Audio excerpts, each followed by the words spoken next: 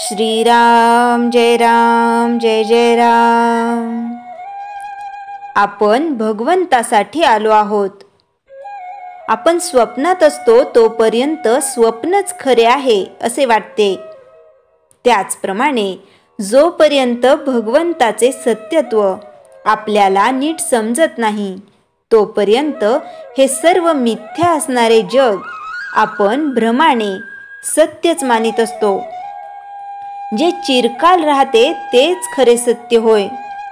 आपला मार्ग चुकला आहे एवढे जरी समजले तरी सत्याकडे जाता येते। मन विषयाकडे लावून नाही समाधानाचा अनुभव येणार। समाधान जिथे भंगते तो मार्ग खास चुकीचा आहे। मुंगळा गुळाच्या खड्याला चिकटतो, मान तुटली तरी सोडित नाही।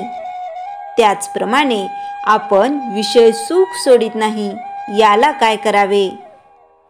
जे अनुभवाने खरे शहाणे होतात ते या विषय सुखाचा त्याग करतात आणि ज्यांची ही विषयाची आसक्ती सुटली त्यांनाच ते मिथ्या आहे हे प्रत्ययाला येते। आपले समाधान का बिघडते? आज आहे त्यापेक्षा वे असे वाटते म्हणून। जो जिन्नस जिथे ठेवला आहे ती जागा सोडून आपण त्रिभुवन जरी शोधले तरी तो सापडत नाही। त्याचप्रमाणे या वस्तूमध्ये समाधान नाहीच। त्यामध्ये कितीही शोधले तरी ते आपल्याला मिळत नाही। समाधान फक्त भगवंताजवळ आहे। खरे म्हणजे आपली वृत्ती परिस्थितीत अडकलेली असल्यामुळे ती स्थिर राहत नाही, म्हणून आपल्याला समाधान नाही। मनुष्य आहे त्या स्थितीला कंटाळून सुख मिळावे यासाठी जे करायला जातो ते शेवटी दुःखाचेच होते। म्हणून आहे त्या परिस्थितीत समाधान मानायला शिकावे। आपण ज्या कार्यासाठी आलो ते कार्य झाले की समाधान होते। मग जोपर्यंत आपल्या कृतीने आपल्याला समाधान होत नाही तोपर्यंत आपण त्या कार्यासाठी आलो नाही असे म्हणायला काय हरकत आहे? आपण भगवंतासाठीच आलो आहोत आणि त्यांच्या प्राप्तीमध्ये आनंद आहे। जगातली कोणतीही दृश्य वस्तू आपल्याला मनाचे स्वास्थ्य देऊ शकत नाही किंवा ते नेऊ शकत नाही। मन भगवंताजवळ गुंतेल तेव्हाच स्वास्थ्य मिळेल। त्याकरिता नेहमी भगवंताचे नामस्मरण करावे, त्याचे गुणवर्णन ऐकावे, त्याच्याशिवाय दुसरी गोष्ट काढूच नये। मिथ्या समजून प्रपंच करावा आणि भगवंताचे होऊन राहावे। नामाच्या उलट सांगतील त्यांच्यावर विश्वास ठेवू नये। कोरडा वेदांत ऐकू नये। प्रत्येक नामागणिक भगवंताची आठवण होते, म्हणून नामच सर्वस्व मानावे। नामात काय आहे हे ते घेतल्यानेच सर्व काही कळून येते। तीर्थक्षेत्रात किंवा संतांच्याकडे जाऊन वस्तू मिळवायची नसून समाधान मिळवायचे असते आणि हे नामस्मरणाच्या योगानेच घडून येते। श्रीराम जय जय राम। चैतन्यवाणी। प्रपंचाचा अनुभव कष्टमय आहे पण भगवंताचा अनुभव आनंदमय आहे।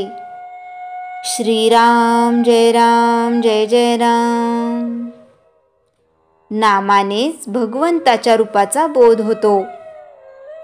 श्री महाराजांनी भगवंताचे नाम कर्मा इतकेच वैदिक आहे हे विप्र सभेत सांगितले। त्या नामाचे भगवत स्वरूप, नामाचे विलक्षण महात्म्य वेदांत शास्त्रात निष्णात असलेल्या तुकाराम बुवा वल्हवणकर ह्या विद्वानाबरोबर झालेल्या संवादात संयुक्तिक पटवून देऊन परमेश्वराचे नाम परमेश्वर प्राप्तीचे कर्म, योग, ज्ञान या मार्गांपेक्षा श्रेष्ठ आहे असे नाही, तर अर्चन, सेवन, ध्यानादी सर्व भक्ती उपायांमध्ये भगवंताचे नामच श्रेष्ठ साधन आहे हे मत दृढ केले। भगवंताच्या रूपापेक्षा नाम भगवंताच्या निकटतर आहे.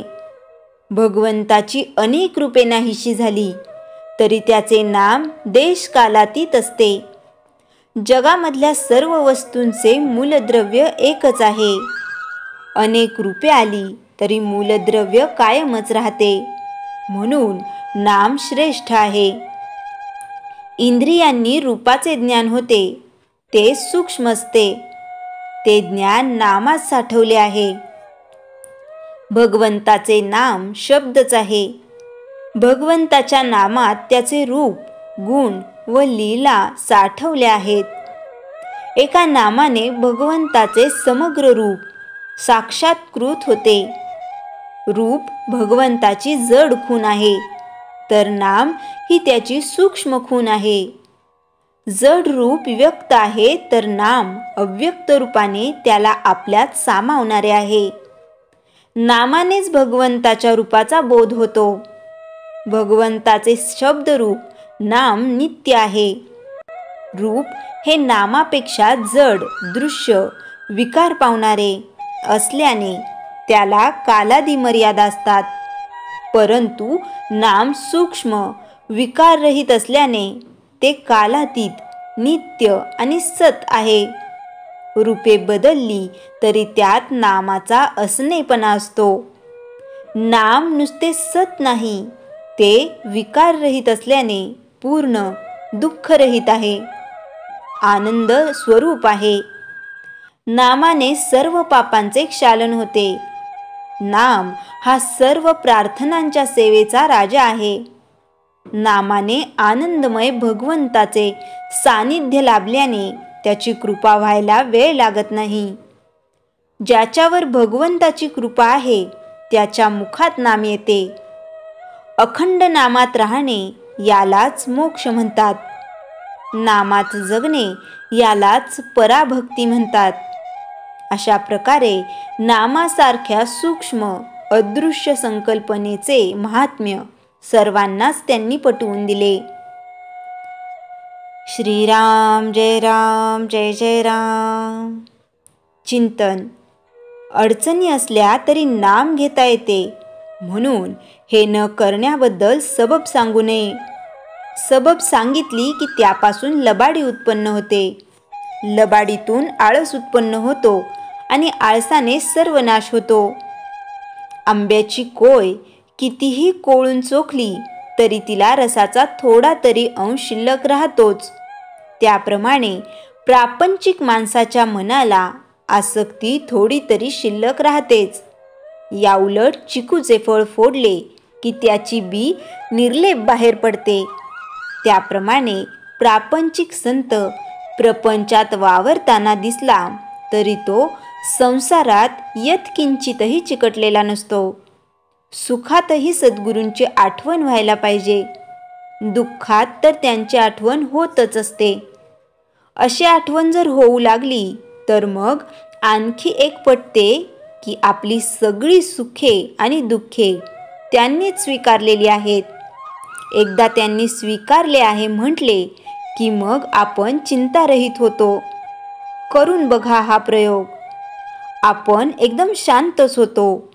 डोक्याला काही वाट्याला आलेली कर्तव्ये सांभाळून व त्यांचे स्मरण ठेवून आनंदाने घालवायचा. श्रीराम जय राम जय जय राम. जयाच्या जनी जन्मनामार्थ झाला, जयाने सदा वासनामात केला. जयाच्या मुखी सर्वदा नाम कीर्ती, नमस्कार तया ब्रह्मचैतन्य मूर्ती. श्रीराम जय राम जय जय राम.